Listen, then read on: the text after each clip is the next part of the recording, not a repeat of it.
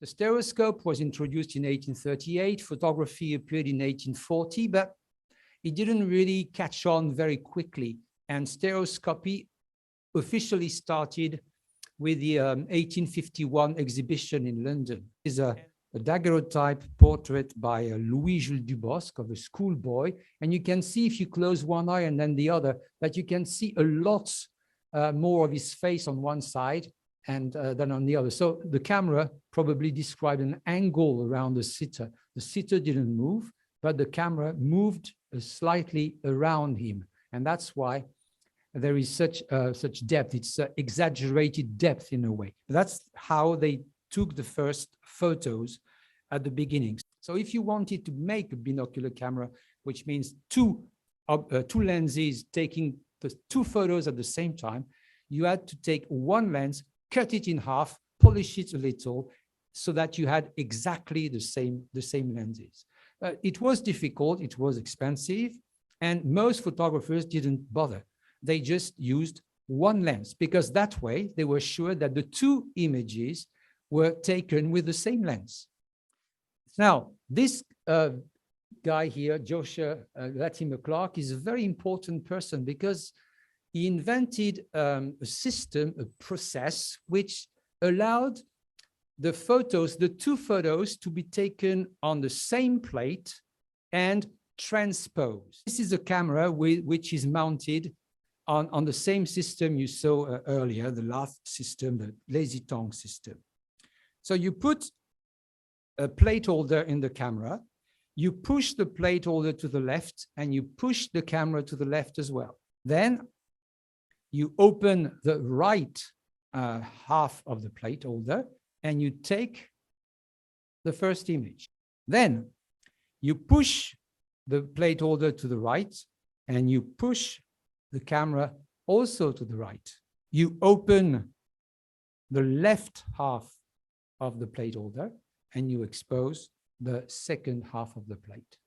Now, when you develop the plate, everything is in the right order. Left is left and right is right. The early photos we know were taken with only one camera because there were no binocular cameras at the time. This is a photo from the 1851 exhibition. So this is one of the very earliest stereo photos. Yeah, this is Torre de Belém. And again, nothing has moved. The two characters in the foreground haven't moved, but there is so much depth. It is exaggerated depth. So again, we know that the photographer took two images. Now, if you look at the shadows of the trees on the right and the shadows of these things at the front, they come out of the image. Now, shadows never do that unless you take two photos, and between the two photos, the earth has moved, not the sun, but the earth, and the shadows have changed. And this is what happened here. So these images not only capture depth, but they also capture time.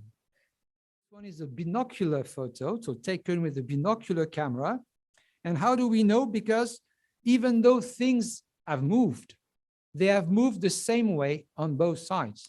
Now, why is it so important to talk about sequential photos? Because nowadays there is a whole community of people taking stereos on Instagram and social media.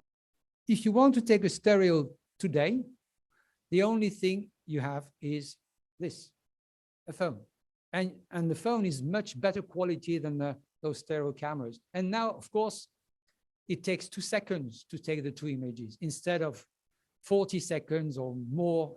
So it's becoming, we're going back into the past, actually. We're getting back to this sequential technique. And most people take photos like this. Stereo is imitating the technique of human eye, like yes, from right to left or left to right. Mm-hmm. But did anyone ever try to do it like closer and farther? Actually, they did. Yeah, there was I think it's the Lumiere brothers. They used a camera which would take photos sequentially like this, and it would focus, for example, on the tip of your nose, and then they would change the focus, and they would create lots of photos like this, and then they would develop the photos and they would put them together one behind the other. And when you look at the image, you see the portrait in 3D because you've got slices of the person. So yes, they sort of tried that. They tried everything. It's very strange. We haven't invented anything the Victorians haven't tried before. There were technical limitations, but they tried everything, and that's amazing.